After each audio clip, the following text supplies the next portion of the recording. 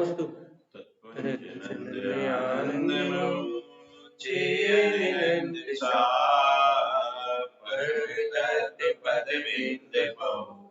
नमियोचित शुभा गुरुवे शिव गुपति रुई गुपति ज्ञान शकार कारण तरण समर्थ मुनि गुरु संसार निवार धर्म ज्योत तौ जिन वर हम हर कति हर कहे जो भय विनाश वर ममल ज्ञान देखो गुरु को धन को साक्षी को वरमान। श्री 24 थाणागंधराज जी बोले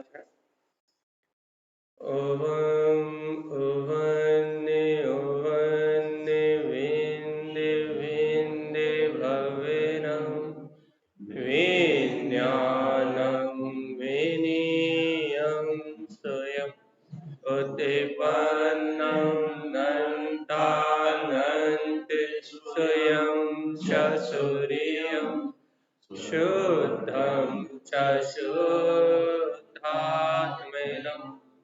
ओवनमे ओवन स्वभाव मनस्य मम्मिलं मैं मूर्ति ज्ञानं भव लोकालोक स्वयं सुरं च सूर्यं सुन्नं सहावं सुरम्।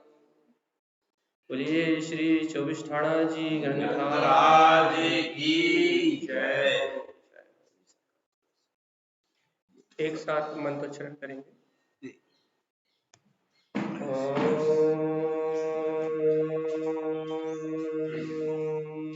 नमः ओम सिद्ध नमो नमः ओम नमः ओम सिद्ध नमो नमः ओम नमः ओम सिद्ध नमो नमः। परमहंस मां जिनवाणी सदगुरुवर श्रीमद जिन तारण स्वामी और सर्वज्ञ जनेश्वर भगवान की अमृत में ज्ञान रस्ता।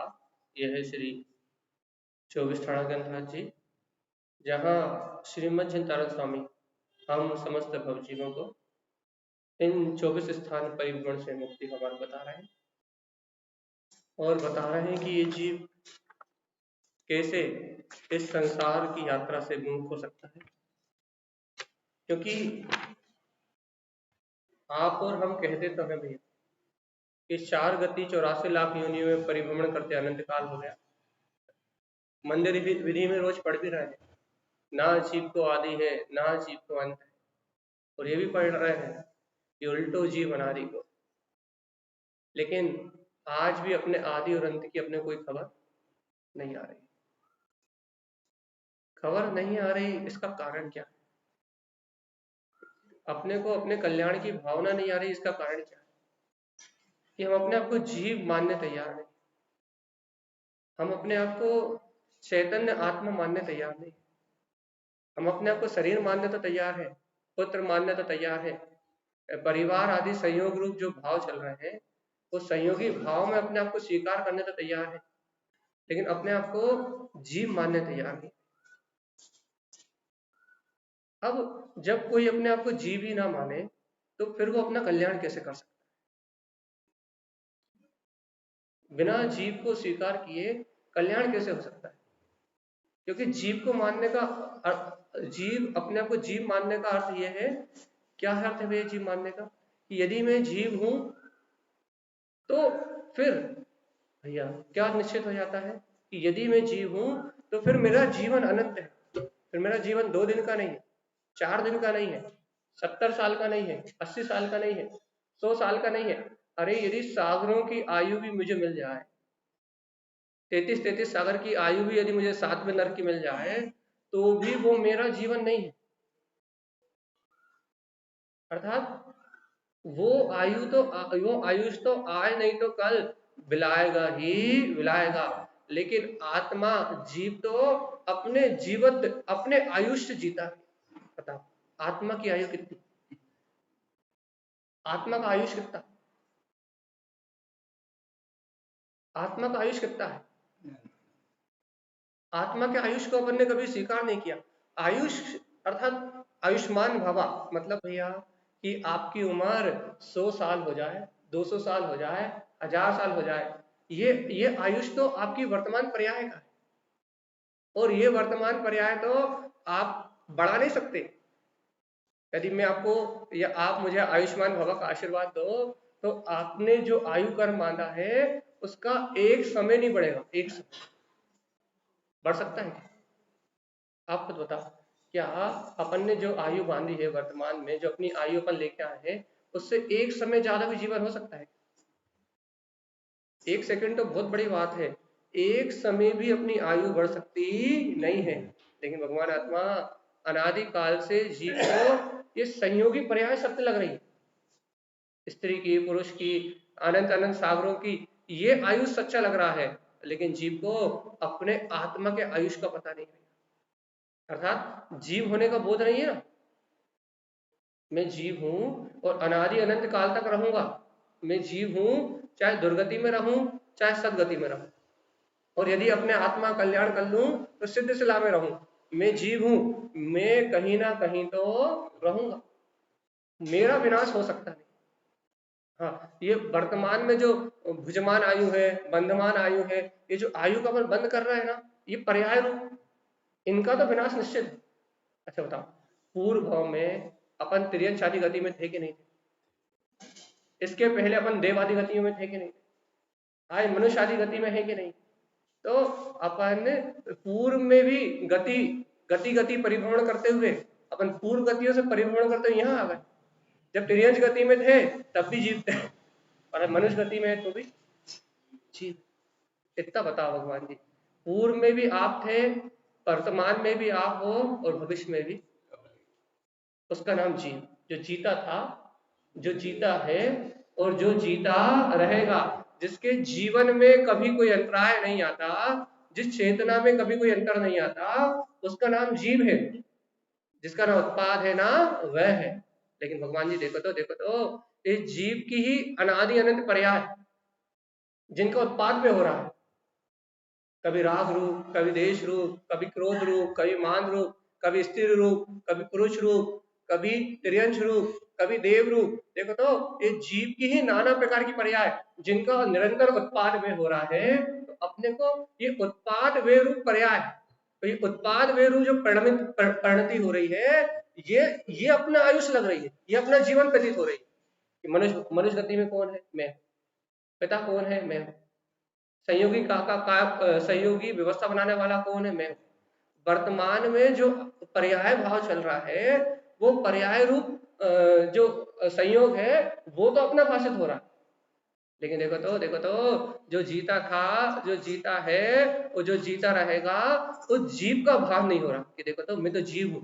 यदि ये आयुष मिला भी गया तो मेरा जीव रहेगा, और यदि रहेगा तो कहाँ रहेगा, ये विचार। तब कल्याण की भावना आएगी जीवन में। कल्याण की भावना कब आएगी? यदि मैं जीव आत्मा हूं, यदि मैं चैतन्य आत्मा हूं, जीव हूं, तो मेरा जीव पूर्व में भी था और आज भी है, पहले कहाँ था और आगे कहाँ रहेगा। यदि इस बात का अपन विचार करें तो आत्म कल्याण की भावना है। पर अपन अपने आप को जीव ही ना माने ना, अपने आप को जीव आत्मा ही स्वीकार ना करे ना, तो अपने जीवन में वो आत्महित की भावना उत्पन्न ही नहीं होगी।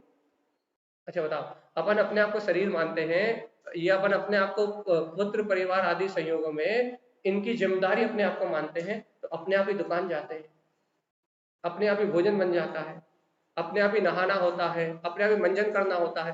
दांत मेरे हैं, दांतों में कीड़े ना लग जाए, इसलिए ब्रश करने की भावना स्वयं आती कि नहीं आती? देखो बहुत सरल उदाहरण दे रहे हैं हम आपको। शरीर अपना है, ये बीमार ना हो जाए तो रोज साबुन से घिस घिस के नहाने की भावना आती कि नहीं आती? थोड़ी सी भी छींक आए तो फिर काढ़ा बना के पीने की भावना आती कि नहीं आती? क्यों आती?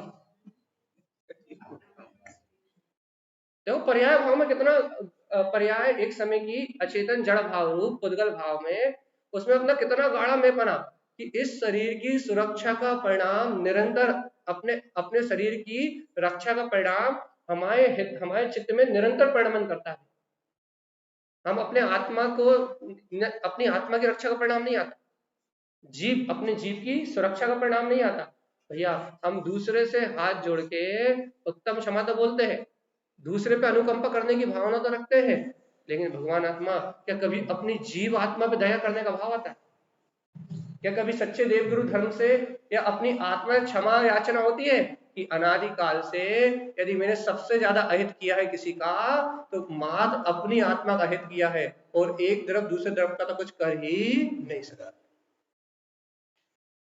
देखो तो शरीर दांतों की सुरक्षा करने का भाव आता है, अरे नाखूनों की सुरक्षा करने का भाव आता है जिसमें आत्मा का प्रदेश नहीं, दूसरे जीव के प्रदेश है।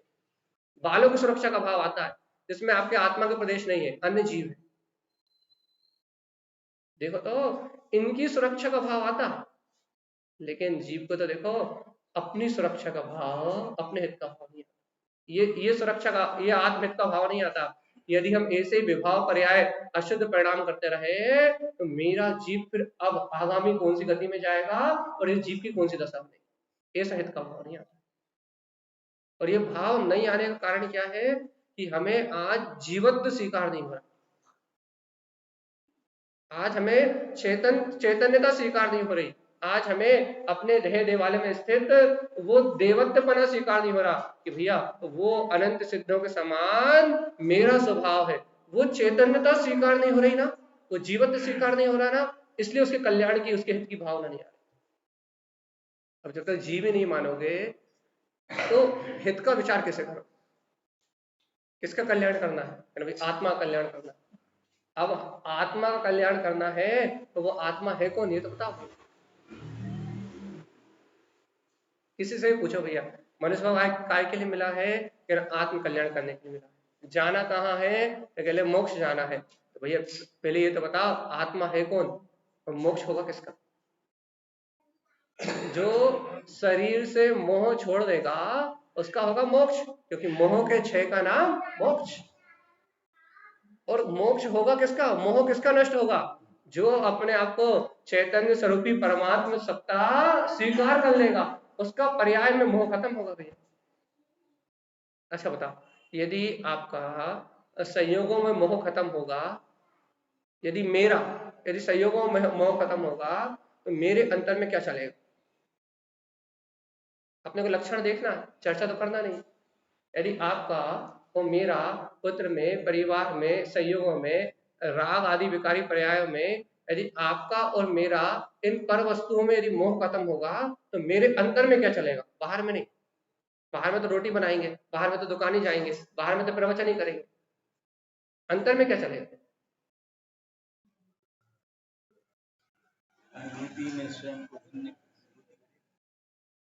सही सरल शब्दों में, आपके शब्द सबके समझ में नहीं आए। सरल शब्दों में अपने अंतर में क्या चलेगा?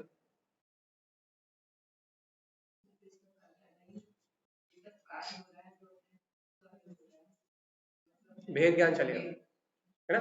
तो भैया देखो तो जब जीव, सुनो तो अच्छे से, जब जीव अपने आप को ज्ञायक तत्व भगवान आत्मा स्वीकार करेगा या अपन कह रहे हैं उसका पर्याय में मोह खत्म होगा तो क्या चलेगा? क्या क्या होगा उसके अंतर में? अरे कुछ नहीं, देखो तो क्या होगा बताओ तो। अच्छा बताओ। सात, हाँ, सातवें नर के नारकी को जब सम्यक दर्शन प्रकट होता है वेदना के निमित्त से, जाति स्मरण ज्ञान के निमित्त से, तो सातवें नर के नारकी के अंदर क्या चलता है?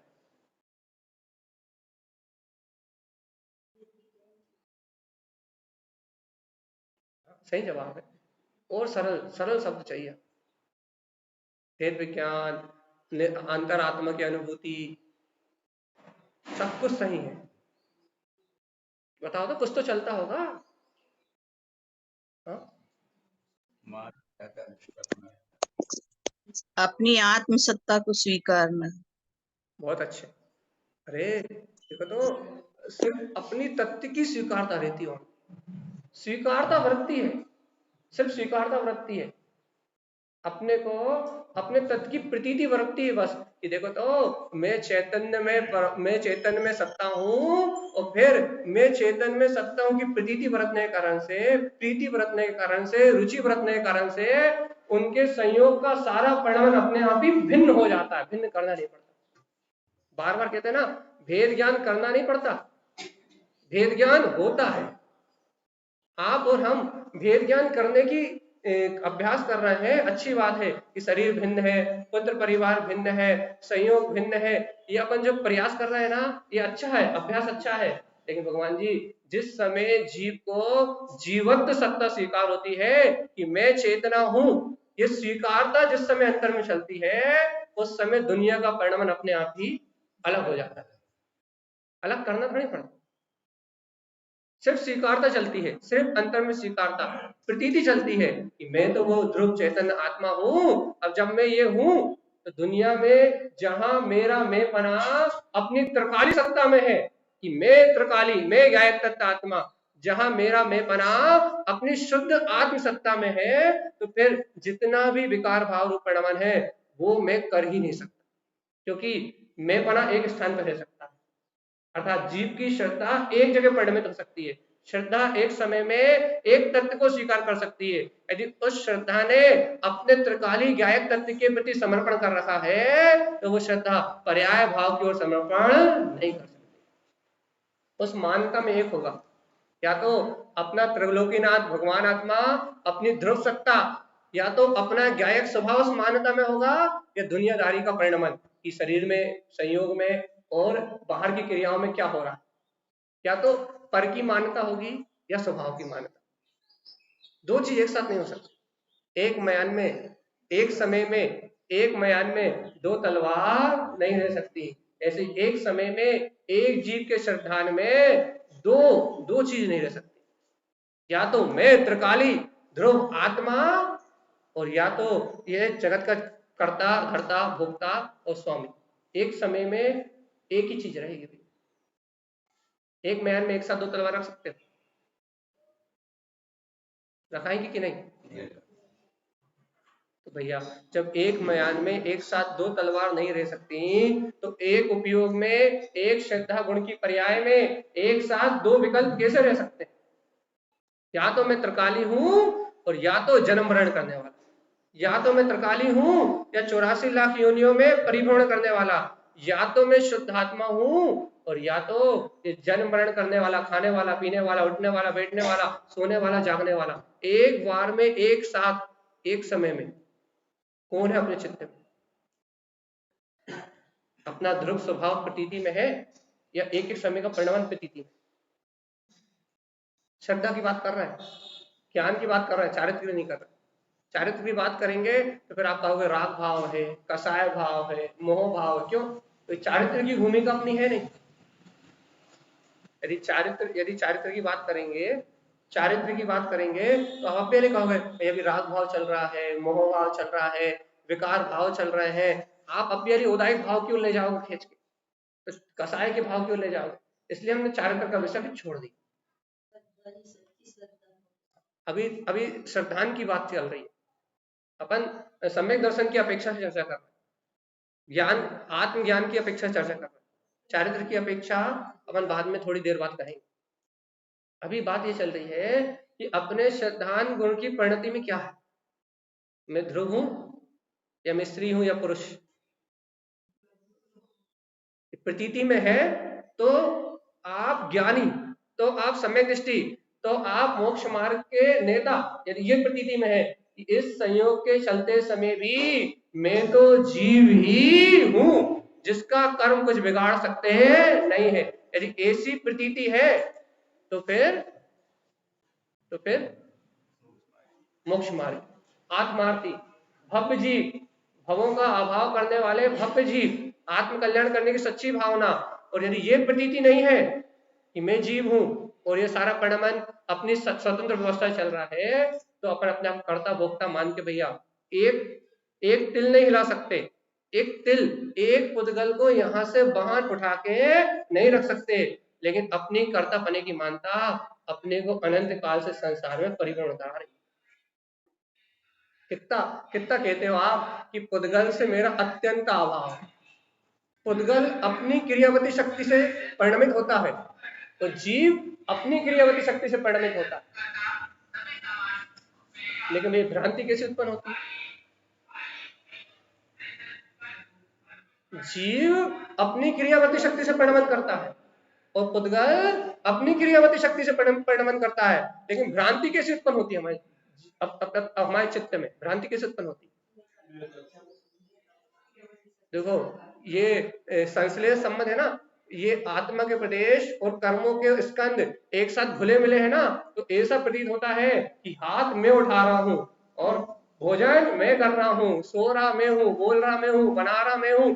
ऐसी भ्रांति उत्पन्न होती है कि जीव और पुद्गल का परिणमन एक साथ होता हुआ देख के ये भ्रांति उत्पन्न हो जाती है कि ये सारे भाव भी मैं कर रहा हूं और ये सारा परिणमन भी मैं कर रहा हूं। और यहाँ यदि बोध आ जाए कि जीव की सत्ता स्वतंत्र और पुद्गल का परिणमन स्वतंत्र, इतना सा यदि प्रतीति में आ जाए तो आप और हम मोक्ष मार्ग, सिर्फ एक प्रतीति से मोक्ष मार्गी। और यदि प्रतीति में ना आए तो आप और हम अनादि काल से जैसे संसार में कर्मों के साथ घिस रहे हैं, अनादि काल से आज अच्छा मनुष्य भाव मिल गया, पुण्य का उदय मिल गया, सारी संपदा मिल गई, लेकिन भैया ये पुण्य का उदय एक अवधि के लिए मिला है, ये मनुष्य पर्याय भी एक लिमिटेशन है, इसके बाद ये सब रहने वाला नहीं है। लेकिन जीव तो रहेगा।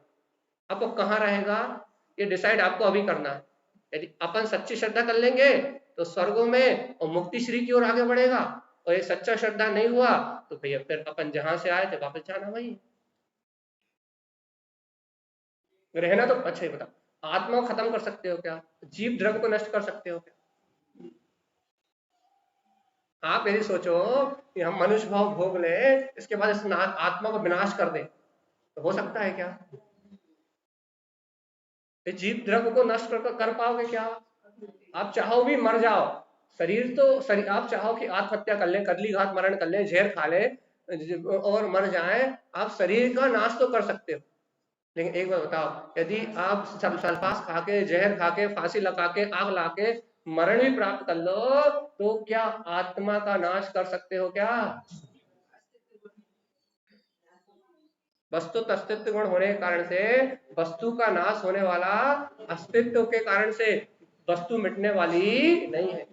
भगवान जी यदि अपन सोचें कि आत्महत्या करके हमारे सारे दुख नष्ट हो जाएंगे, तो क्या भैया जीव नष्ट कर लोगे क्या? जीवन नष्ट कर लोगे क्या? आत्मा को नष्ट कर लोगे क्या? चाहो तो भी हो सकती है क्या? नहीं हो सकती है। भगवान जी सोचो तो, जिस जीव का विनाश होने वाला नहीं है, यदि उस जीव को सुखी करना है, सावधान, जिस जीव का विनाश होने वाला नहीं है, यदि उस जीव को सुखी करना है, उस जीव को यदि आनंदित रखना है, तो जीवात्मा सावधान, सावधान, सावधान। क्या सावधान? इस समय ही अपने ध्रुव तत्व की प्रतीति को जगाना पड़ेगा भैया, कि होने वाले इस परिणमन के बीच में भी मैं गायक तत्व भगवान आत्मा ही हूँ। ऐसी चेतनता की जागृति प्रकट करनी ही पड़ेगी यदि इस जीव को सुखी करना है। तो आत्महत्या करके भी सुखी नहीं हो सकते, स्वर्ग जाके भी सुखी नहीं हो सकते, कोई उपाय नहीं सुखी होने का आत्मज्ञान के अलावा, तत्व ज्ञान के अलावा सुखी होने का अन्यत्र कोई दूसरा उपाय हो तो हमें बताओ, बताओ जल्दी। यदि आत्मज्ञान के अलावा, आत्मा की स्वीकारता के अलावा, तत्व की स्वीकारता के अलावा यदि जहर खा के भी सुखी हो सकते हो तो बताओ। भैया कैंसर है, टीबी है, घर वाले सुनते नहीं है, हम बहुत दुखी रहते हैं, तो क्या करो? सुखी होने के लिए मर जाओ। भैया चलिए बताओ, हाँ कौन कौन कहता है बहुत हो गई अब तो मर जाए तो अच्छा? बताओ कौन कौन सुखी होगा मर के, तो बताओ। और कितने जीव मर के सुखी होगा ये और बताओ, हो सकते हैं क्या? तो भगवान आत्मा जब इतना बड़ा वस्तु स्वभाव और सर्व भगवान के उपदेश के रूप में जब इतने बड़े जिन सिद्धांत अपने सामने हैं, कि आत्मा का आयुष तो अनादि और अनंत है। ये आत्मा 3 काल भी मरने वाला नहीं है, अजर है, अमर है, अविनाशी है। अपने शाश्वत ध्रुव लक्षण के कारण से, ध्रुव सत्ता होने के कारण से अनादि काल से जी रहा है और अनंत काल तक जीता रहेगा। तो इसको स्वीकार करना ही एकमात्र इसको सुखी करने का उपाय है। इसके अलावा जब तक पर में अपनी राग बुद्धि रहेगी, जब तक पर में अपनी देश बुद्धि रहेगी, तब तक अपन अपने आप को स्वीकार किए बिना अपने आत्माओं को भी सुखी नहीं कर सकते, चाहे कुछ भी कर लो। अपने को सुखी करने का उपाय अपने आप को जान लेना, इससे सरल उपाय। अपने को सुखी करने का उपाय अपनी प्रतीति रखना, इससे सरल उपाय नहीं है। और अपने आप को भूले और पर पर्याय कर्ता बने, अपने आप को भूले पर पर्याय के भोक्ता बने और आकुलता शुरू।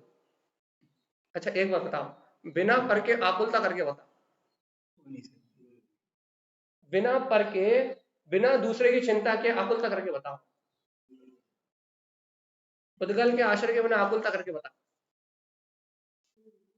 होगी? पुद्गल के आश्रय के बिना आकुलता हो ही नहीं सकती। हाँ, हो ही नहीं सकती। अरे भगवान जी, इतना बड़ा विज्ञान जान रहे हो कि पुद्गल की चाहना से ही आकुलता होती है। जब पुद्गल को परिणमन कराने की इच्छा करते हैं, पुद्गल को अपना मानते हैं, उसी समय आकुलता प्रारंभ होती है। और जहां पुद्गल पर्याय से दृष्टि हटती है, वहां निराकुलता के अलावा और कुछ भी नहीं है। फिर भी अपन पागल बने हुए इस पुद्गल की होने वाली पर्याय धारा को देखने में व्यस्त है। तो भैया सुनो तो, जब तक अपना अभ्यास है ना पुद्गल को देखने का, तब तक पर्याय दृष्टि। तो अपन एक शब्द में कहते हैं संसार का कारण क्या है? पर्याय दृष्टि। जब तक पर्याय अपनी दृष्टि में है तब तक आकुलता सिर्फ दृष्टि में है, संयोग में तो रहेगी। ये याद रखना, ये भेद याद रखना। दृष्टि में है तो पर्याय दृष्टि, संयोग में तो रहेगी। लेकिन भैया संयोग में रहते हुए इस पर्याय से दृष्टि हट जाए और मैं गायब तत्व भगवान आत्मा हूं, ऐसी दृष्टि हो जाए तो पर्याय के रहते हुए भी द्रव दृष्टि। तो द्रव दृष्टि मतलब मोक्ष। इतना सरल तो है। अच्छा सरल है कि कठिन है? सरल है कि कठिन है? जब छोड़ा कुछ भी नहीं, निर्णय कर ही रहा है। ये इतनी सी तो कमी चल रही है कि जीव को सिर्फ जीव में, जीव को जीव होने का निर्णय नहीं, मुझ में मैंपना नहीं। तो मुझ में मेरा मैंपना ना होने से, मुझे मेरा सच्चा निर्णय ना होने से कि मैं वास्तव में जीवी हूं, तो बाहर की किसी क्रिया में मेरा कोई हस्तक्षेप नहीं है। मुझे मेरा सच्चा निर्णय ना होने से ये सारे उपद्रव चल रहे हैं। सारे उपद्रव का कारण सिर्फ इतना है कि जहां मेरा परिणमन नहीं है पुद्गल पर्याय में, वहां मैं अपना परिणमन मान रहा हूं। और जहां त्रिकाल मेरा परिणमन चल रहा है, जानना, देखना, अनंत दर्शन, अनंत ज्ञान, अनंत सुख, अनंत वीर, जहां मेरा परिणमन त्रिकाल चल रहा है, त्रिकाल कभी रुकता नहीं। ज्ञान दर्शन में चेतना का परिणमन जहां त्रिकाल चल रहा है, जहां एक समय का अंतराय नहीं है, वहां वो सत्ता मुझे स्वीकार नहीं हो रही। और जहां क्षण क्षण बदल रही पर्याय, जहां दर्शन मर रहा है, ज्ञान मर रहा है। अच्छा, दर्शन और ज्ञान मरते हैं क्या? मरते कि नहीं मरते? हाँ, एक समय के पर्याय में मरते हैं भाई। एक समय के पर्याय में जब ज्ञान जाता है, एक समय के पर्याय में जब जाता है दर्शन, तो एक समय की पर्याय क्षणभंगुर है। तो एक समय की पर्याय को जन्म मरण वाला कहा, उत्पाद्य वाला कहा। अपना मरण कहाँ है, भाव मरण कहाँ है? एक समय की पर्याय में तो है। एक समय की पर्याय दृष्टि जब जीव के अंतर में होती है, तो दर्शन ज्ञान जो अविनाशी है वो भी एक समय की पर्याय में मरण करता हुआ दिखाई देता है। कभी अक्षर के अनंत में भाग और कभी देव योग से यदि कुदेव आदि की योनियों में या फिर स्वर्ग आदि चला गया, तो अवधि ज्ञान तक की प्रकटता अपने जीवन में हो गई। भाव प्रत्यय अवधि ज्ञान, गुण प्रत्यय नहीं, भाव प्रत्यय अवधि ज्ञान की प्रकटता मुझे नारकी या देव होने से हो गई। इतना तक क्षयोसम हो गया मुझे। 11 9 पूर्व का पाठी तो छोड़ो, अवधि ज्ञानी हो गया। अवधि ज्ञानी हो गया मतलब 16वें स्वर्ग में बैठ के झांक के देखूं तो 7वें नरक तक क्या हो रहा है देख सकता हूँ। इतना ज्ञान हो गया मुझे कि 13 राजू तक देखने की ताकत आ गई वहां बैठे बैठे, इतना ज्ञान तक हो गया। लेकिन भगवान जी इतना क्षयोपम का उघाड़ होने के बाद भी एक ज्ञान की महिमा नहीं आई कि वो अनंत ज्ञान में स्वभाव वहां से बैठ के नीचे तक देख रहे थे क्या हो रहा है। देखो तो अवधि ज्ञान के प्रताप से स्वर्ग में बैठ के नरकों का हाल देख रहे थे कि नार की जीव कितने दुखी हैं, लेकिन फिर भी ये बोध नहीं आ रहा था कि यदि ये मेरे देव पर्याय छोड़ गई तो फिर आगामी भविष्य मेरा भी यही। वहां के विषय भोगों में इतने संतप्त इतने संलग्न हो गए थे कि वहां भी तत्व का बोध आत्मा का श्रद्धान जागृत नहीं। जो गलती स्वर्गों में करी वो गलती यहां तो नहीं कर रहे। स्वर्ग में कितने सुख थे, यहाँ तो स्वर्गों के हिसाब से 1% भी नहीं। स्वर्गों में करा क्या है, भोग के अलावा कुछ और करा। नरकों में दुख के उपभोग के अलावा कुछ नहीं करा, स्वर्गों में पुण्य के उपभोग के अलावा कुछ नहीं किया। भैया नरकों में तुमने दुख भोग लिया, स्वर्गों में इंद्रिय विशेष सुखों को भोग लिया। भगवान जी अब मनुष्य गति में काहे के लिए आए, ये तो कुछ अलग है ना, हटके है ना कि भैया सुख और दुख दोनों भोगने आए है ना, मिक्स। अरे सुख और दुख दोनों भोगने के लिए त्रियंश है। अरे ये मनुष्य गति तो, आपकी बात बिल्कुल सच्ची है कि ये भाव न पुण्य भोगने के लिए है न ये भाव पाप की पीड़ा भोगने के लिए है। ये भाव तो सिर्फ अपने निज आत्मा की सूरत जगा के इन अनंत भवों का अभाव करने के लिए है। यदि इस जीव को इस मनुष्य भाव में सच्चे देव गुरु धर्म का सानिध्य मिला है तो इस जीव को इस मनुष्य भाव में सर्वज्ञ की बात स्वीकार हो जाए कि मैं जीव ही हूं, शुद्ध चेतना हूं। यदि ये बात यदि स्वीकार हो जाए तो इस जीव को अनंत काल की परिभ्रमण की यात्रा का अंत हो जाए। सिर्फ एक प्रतीति में इतनी ताकत है, इतने बड़े आगम को तो खोल ही नहीं रहा है, इतने चिंतन की तो बात ही नहीं कर रहा है। सिर्फ आपके अंतर की एक स्वीकारता में इतनी दम है, एक समय की प्रतीति में इतनी ताकत है कि वो आपको पूरे संसार से भिन्न कर देगी। भगवान आत्मा आपके एक समय के श्रद्धान गुण की इतनी शक्ति है, इतनी कि अनंत काल का संसार क्षय कर देगी। एक समय के श्रद्धान गुण की पर्याय में इतनी ताकत है 84 लाख योनियों में से 58 लाख योनियों में आग लग जाएगी। एक समय की सम्यक दर्शन की पर्याय में, श्रद्धान गुण की एक समय की पर्याय में इतनी ताकत है, एक समय में इतनी ताकत है। तो विचार करो भगवान आत्मा, जब मेरे एक गुण की एक समय की एक पर्याय में इतनी ताकत है तो फिर अनंत चतुष्टय का पिंड, अनंत दर्शन अनंत ज्ञान अनंत सुख का पिंड जब मेरी अनंत पर्याय मेरे स्वसन्मुख होंगी तो उनकी क्या शक्ति है। अपन कहते हैं ना केवल ज्ञानी के ज्ञान में लोक अलोक एक समय की पर्याय में झलक रहे। देखा, देखो तो कितनी शक्ति है इसमें। लेकिन भैया ऐसा शक्तिशाली, ऐसा महिमावंत, ऐसा अपना ध्रुव स्वभाव अपनी स्वीकारता में नहीं आ रहा, वो कहाँ मर रहा है एक एक समय के परिणाम। किससे मोह कर रहा है, एक एक समय की पर्याय से। किसे पकड़ रहा है, एक एक समय की दशा को कि भैया इसने ऐसा कह दिया, उसने वैसा कह दिया, अभी भूख लग रही है, अभी प्यास लग रही है। इन एक एक समय के पर्याय भाव में एक एक में होके रह रहा है। और भगवान कह रहा है कि इन पर्यायों से, इस पर्याय परिणमन से तेरी चेतना का रंच मात्र भी संबंध नहीं। इतनी सी बात स्वीकार नहीं कर पा रहा कि इस पर्याय भाव से मेरा संबंध नहीं। इतनी सी बात स्वीकार ना करने का इस छोटे से अपराध, ये तो सबसे बड़ा, लेकिन इस एक समय के अपराध के कारण अनंत संसार। अपना अपराध कितनी देर का, एक समय का, एक समय की गलती है बस। वो एक समय की गलती दूर हुई और उस समय से मुक्ति का मार्ग चालू हो जाए। एक समय की गलती का फल है और वो एक समय की गलती अनादिकाल से कर रहा है। उस एक समय की गलती को कब से कर रहा है,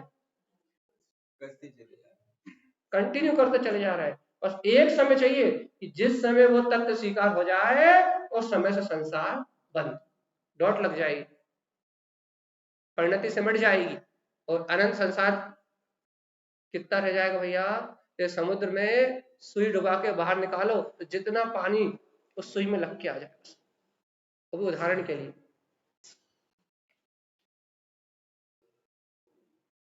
अरे बताओ तो कितने नियम दिला रहे हैं हम, अच्छे बताओ, परसों से लेके आज तक कितने नियम दिलाए हमने,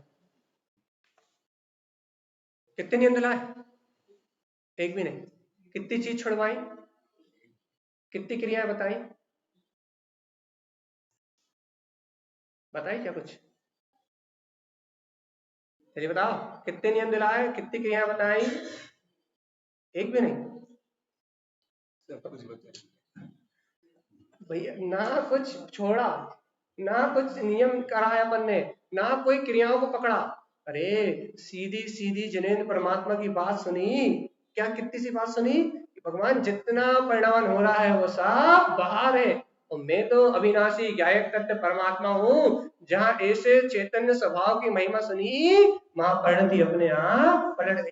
टाइम ही नहीं है दूसरे काम के लिए, कुछ छुड़वाना नहीं पड़ता, छूट जाता है। अच्छा बताओ, आप चैत्यालय आके तत्व चर्चा सुनने लगे, टीवी देखने के विकल्प, मोबाइल चलाने के विकल्प, घर में काम करने के विकल्प पूरी तरह से तो नहीं छूटे, लेकिन जितने वहां चलते उतने तो नहीं चल रहे। तो चैत्यालय आने से, तत्व चर्चा में बैठने से अशुभ जो पाप भाव दिन भर चलते हैं, जो घातीय अघातीय कर्मों का बंध अशुभ आश्रम में दिन भर करता हूँ, तत्व चर्चा में बैठने से वो अशुभ आश्रम अपने आप ही,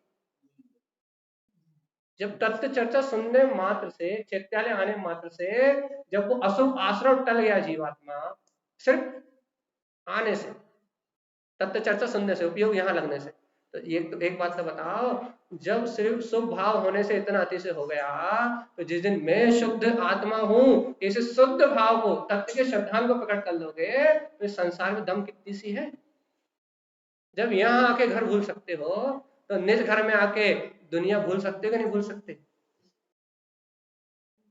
सिर्फ प्रतीति चाहिए बस, ओनली, सिर्फ विश्वास चाहिए, जीव होने का विश्वास चाहिए, धन होने का विश्वास नहीं चाहिए। क्यों? धन पुण्य के वजह से है, पाप की वजह से नहीं रहे।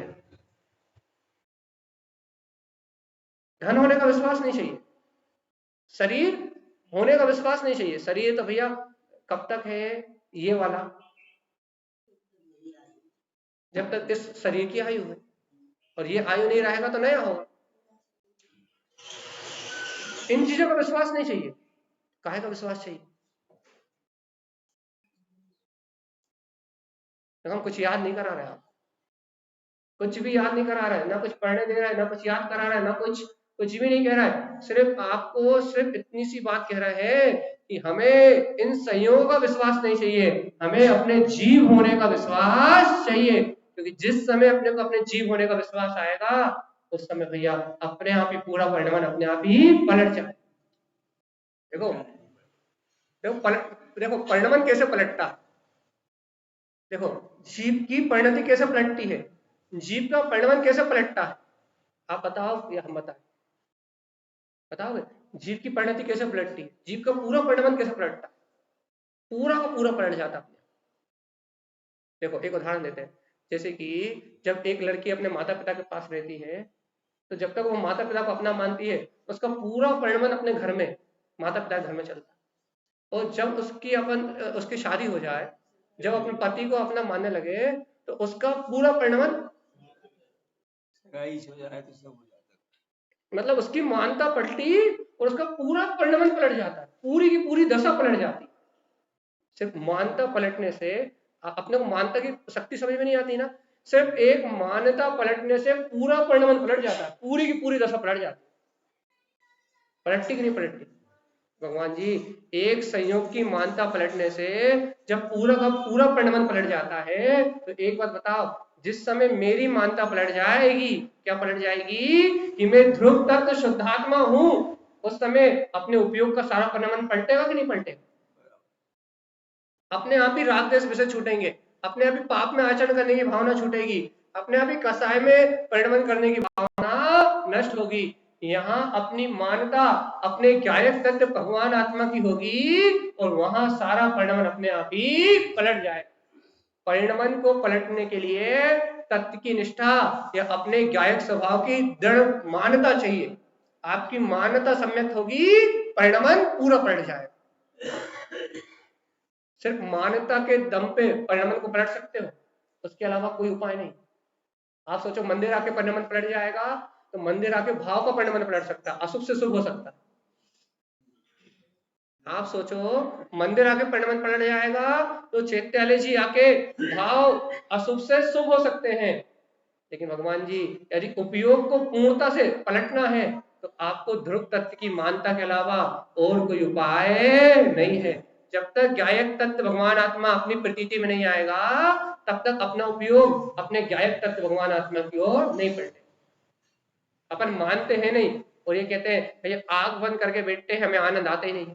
अरे पहले उस तत्व को स्वीकार तो करो तब तो आनंद आए।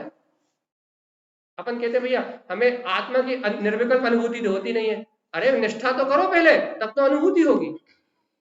उपयोग तब पलटेगा जब अपनी स्वीकारता मजबूत हो जाएगी, और यदि अपनी तत्व की स्वीकारता ही वजनदार नहीं है तो उपयोग कैसे पलटेगा ये बताओ। जब तक श्रद्धा मजबूत नहीं होगी, जब तक अंतरात्मा की दृढ़ता नहीं होगी, तब तक उपयोग बदलने वाला नहीं। उपयोग को पलटना है, उपयोग को पलटना है, हम पलटना ही नहीं चाहते। आप सोचो कि घर पुत्र परिवार के हमारे विकल्प हट जाएं और घर पुत्र परिवार में अपने पने की मान्यता बनी रहे, हो सकता है? अरे जीव स्वभाव में मैं गायक आत्मा हूं, अपने में अपने पने की मान्यता बनी रहे तो फिर अपने आप ही घर के विकल्प, दुकान के विकल्प, मकान के विकल्प अपने आप ही वो हटेंगे और तत्व चिंतन करने की रुचि लग जाएगी। अपने आप ही निर्णय होने लगेगा कि भैया गाड़ी आई है तो पुण्य की वजह से आई, प्रॉफिट होना है तो पुण्य की वजह से होना है, और लॉस होना है तो बताओ। परिणमन से और अपने परिणति का क्या संबंध है? कोई संबंध नहीं। परिणमन से अपनी परिणति का क्या संबंध है? तो परिणमन अपनी तत्समय की योग्यता से हो रहा है और परिणति हमारी मान्यता के अधीन है। बहुत बड़ी बात है। परिणमन अपनी तत्समय की योग्यता से हो रहा है और हमारी परिणति हमारे पुरुषार्थ के अधीन है। यदि हमें आत्म तत्व की प्रतीति है तो बाहर में जो भी परिणमन हो रहा है उस परिणमन से मेरी आत्मा का कोई संबंध नहीं है। क्यों?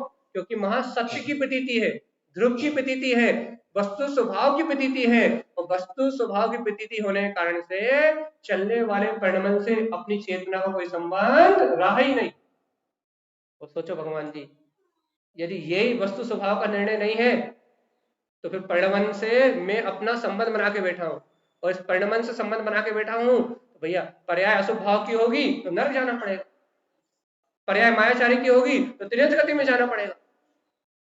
जैसी पर्याय होगी जिससे संबंध जोड़ोगे उसके साथ जाना पड़ेगा कि नहीं जाना पड़ेगा? अच्छा बताओ, आप अपनी लड़की का ब्याह करते हो तो जिस पति के साथ अर्थात जिस लड़के के साथ उसकी शादी करते हो उसी के साथ जाते कि दूसरे के साथ जाते?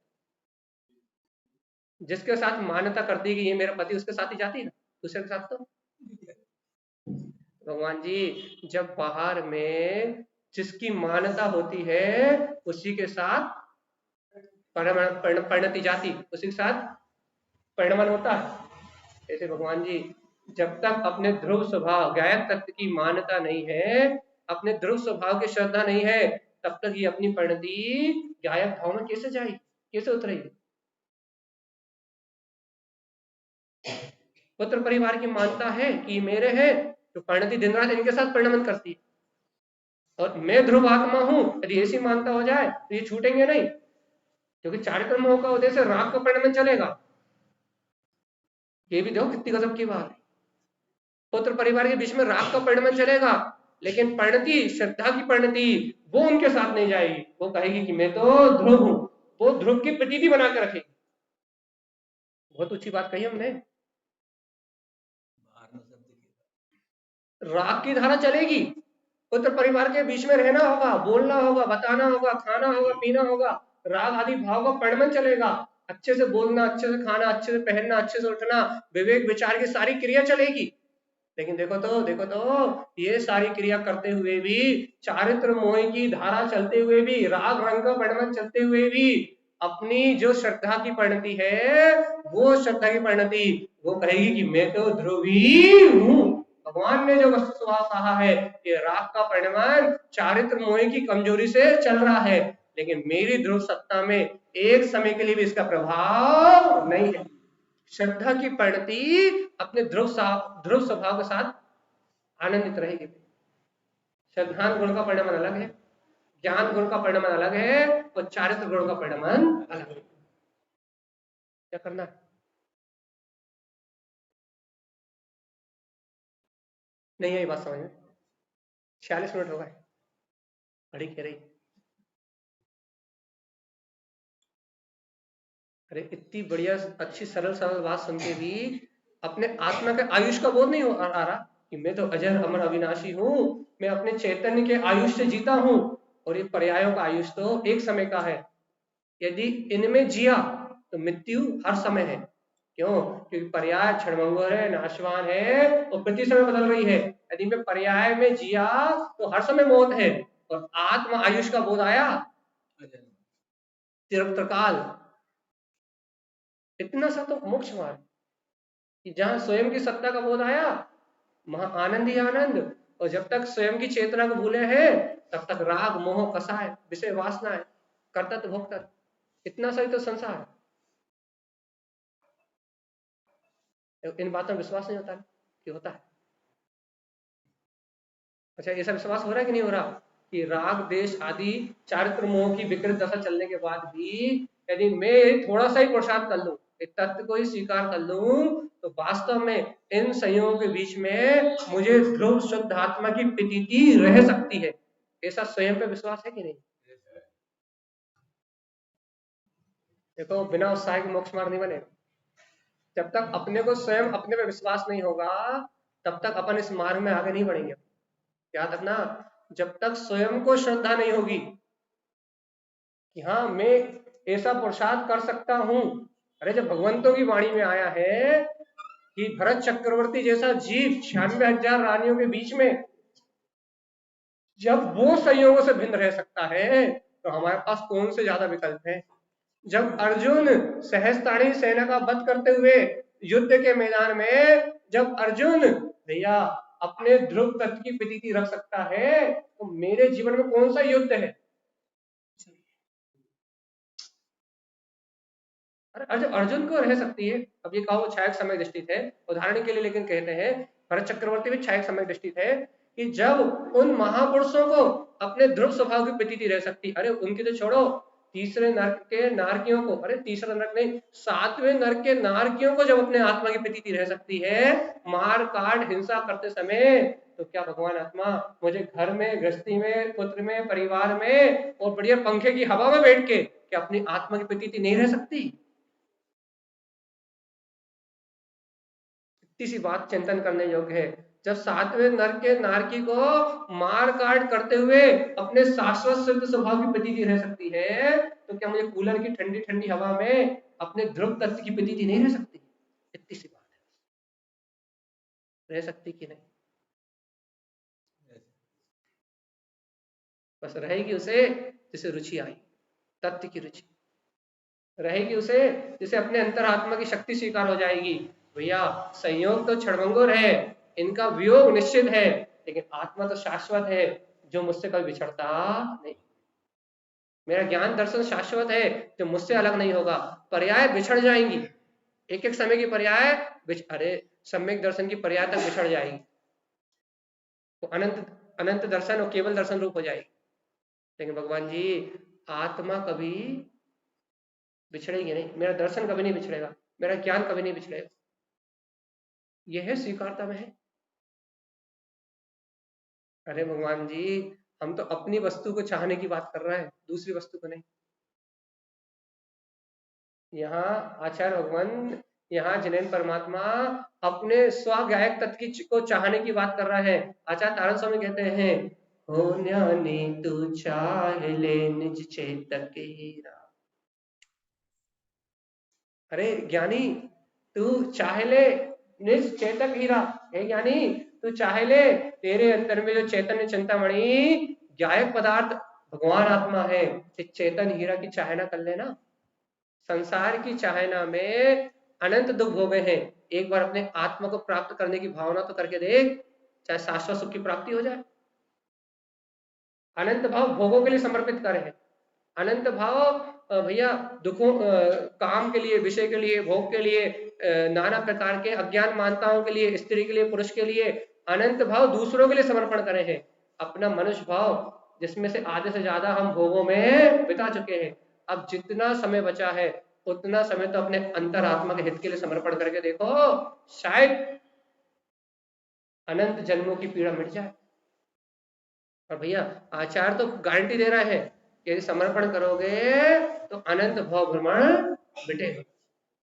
जितना समय उतना समय, हम नहीं कह रहा है कि जितना निकल गया वो गया, जितना बचा है वो तो अपने कल्याण के लिए समर्पण करके दे दो।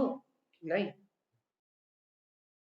ये भी अहंकार के लिए है, मान के लिए है, कसाय के लिए है। जितना समय बचा है क्या विकल्पों के लिए है? अभी भी इच्छाएं रह गई है, और कितना कमाना, और कितने मकान बनाने, और कितनी दुकान बनानी है, और कितनी प्रॉपर्टी जोड़नी है। अरे पुण्य के उदय में होगी तो बिना मांगे मोती मिले, और मांगे मिलेगा। यदि भाग्य में है, पुण्य के उदय में है, तो भैया बिना मांगे सब प्राप्त है, और मांगने से मांगने वालों को भीख भी नहीं मिल रही भैया। तो जब अपन इतना गाढ़ा, इतना गहरा वस्तु स्वभाव जान रहे हैं कि सब अपनी योग्यता चल रहा है, तो फिर आत्मा को क्यों भूले? इतना कारण समझ में नहीं आता। जब इतना गहरा विज्ञान जान रहे हैं, जब इतना आगम का अभ्यास कर रहे हैं, जब इतना स्वाध्याय कर रहे हैं, जब इतना गहरा चिंतन कर रहे हैं, तो फिर आत्मा को कैसे भूल रहे हैं? भैया मैं तो वो जीव तक आत्मा हूं और परिणमन होने वाला हो रहा, फिर कैसे भूल रहे? भाई अज्ञानी होते, मूढ़ होते, मिथ्या दृष्टि होते, यदि भगवान के द्वारा कहा वस्तु स्वरूप समझ में नहीं आता, स्वीकार नहीं होता, तो आप और हम मान लेते। क्या मान लेते भैया? हमें समझ में नहीं आता, हमें स्वीकार ही नहीं। लेकिन आप और हम तो पढ़े लिखे हैं, जान रहे हैं, समझ रहे हैं, अच्छी भली भांति अनुभव प्रमाण देख रहे हैं, इसके बाद आत्मा को कैसे भूल रहे हैं?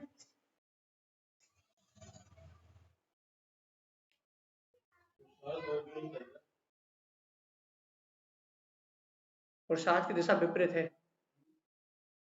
क्योंकि आचार्य भगवंतों ने कहा है कि जीव तो पर में कुछ कर नहीं सकता, क्योंकि अपन ने पहले सिद्ध करा इस बात को कि जीव का परिणमन जीव की क्रियावर्ती शक्ति से होता है, और पुद्गल का परिणमन पुद्गल की क्रियावर्ती शक्ति से। तो ये बात तो निश्चित है कि परम में तो अपन कुछ कर नहीं सकते, लेकिन मैं पर का कर रहा हूं, ऐसी मान्यता रूप पुरुषार्थ विपरीत दिशा में चल रहा है, कर पा नहीं रहा है, और पुरुषार्थ महा चल रहा है, इसलिए जीव ने इसे नपुंसक कह दिया। आचार्य ने नपुंसक कह दिया। क्यों नपुंसक कह दिया? नपुंसक किस अपेक्षा से कह दिया? है तो छत्री, है तो तीन लोग को जानने देखने वाला, लेकिन नपुंसक किस अपेक्षा से कह दिया कि पर का परिणमन कर ही नहीं सकता, लेकिन करने का भाव चल रहा है। इसलिए जीव पर की, पुद्गल की अपेक्षा से, शरीर की अपेक्षा से, मन वचन काय की अपेक्षा से जीव नपुंसक है। आचार्य ने कहा, कायर कहा है, नपुंसक कहा है। क्यों नपुंसक कहा है? क्योंकि पर का परिणमन करा नहीं सकता, लेकिन कराने का विकल्प निरंतर चल रहा है। तो बताओ, पर की तरफ से अपन नपुंसक है, कर ही नहीं सकते।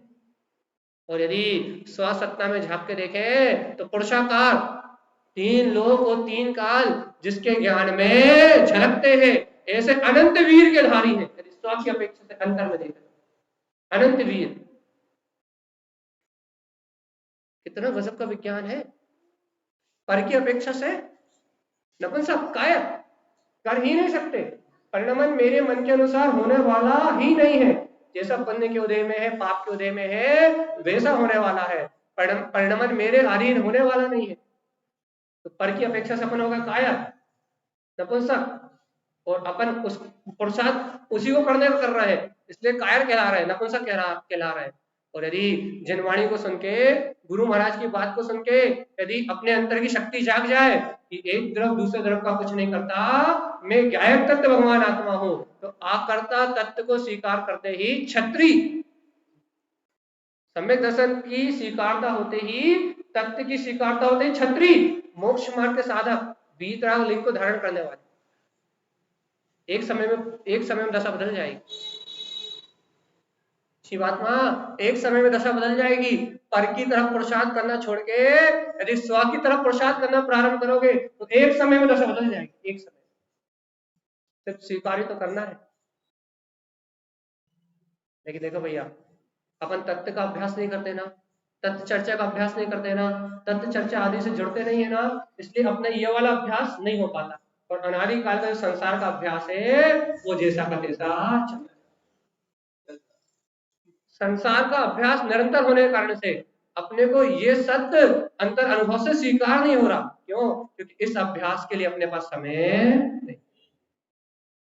इस अभ्यास के लिए यदि हम अपने जीवन का 1 घंटे 2 घंटे भी स्वाध्याय अपने चिंतन के लिए यदि लगाएं, यदि इस अभ्यास के लिए अपने जीवन का थोड़ा समय शक्ति उपयोग भी लगाएं, तो भगवान जी इस दुनिया की कोई ताकत नहीं है जो अपने को कायर बना सके। क्योंकि आत्मा तो नर है, पुरुषार्थी पुरुषाकार है।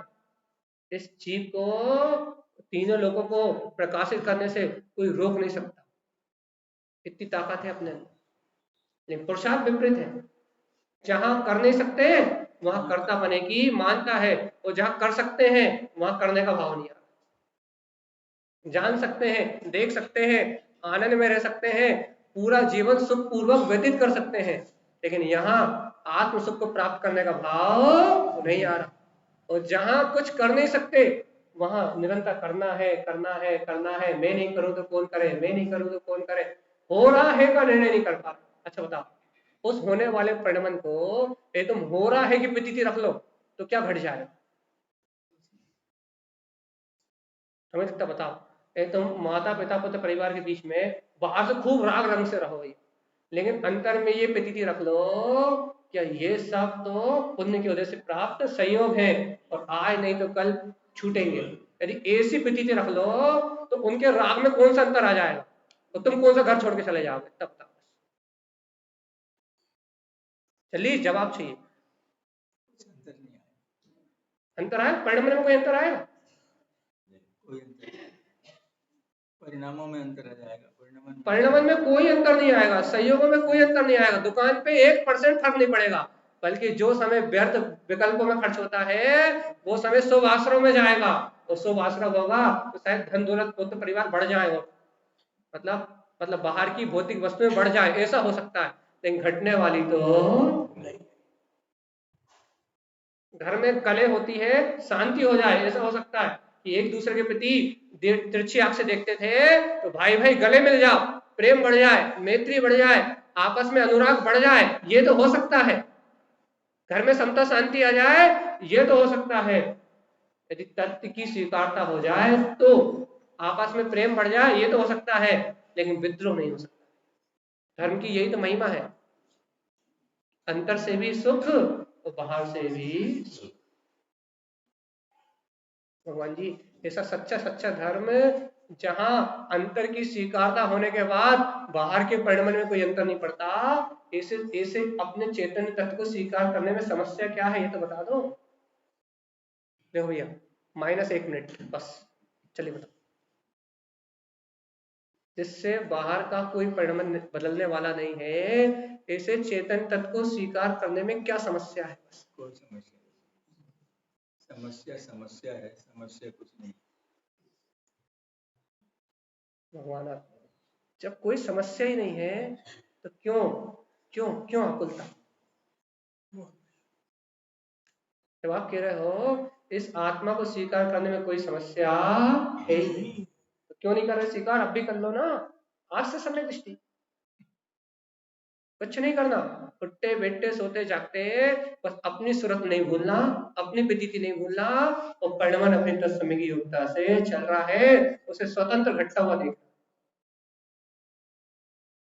न घर छोड़ना, न परिवार छोड़ना, न संयोग छोड़ना, सिर्फ क्या करना है भैया? एक समय का परिणमन, एक समय का परिणमन अपनी योग्यता से चल रहा है, उसमें कोई हस्तक्षेप नहीं करना। बस इससे भिन्न मैं ज्ञायक तत्व भगवान आत्मा ही, थोड़ी जोर से आवाज आ जाती तो, मैं एक अखंड अभेद अविनाशी ज्ञायक तत्व भगवान आत्मा ही, बस ऐसी हूं की हुंकार हर समय बनी रहे। चाहे राग का भाव चले तो मैं हूं, चाहे द्वेष का भाव चले तो मैं हूं, चाहे कर्तव्य बुद्धि चले तो मैं हूं, और भोक्तत्व की परिणति चले तो मैं हूं।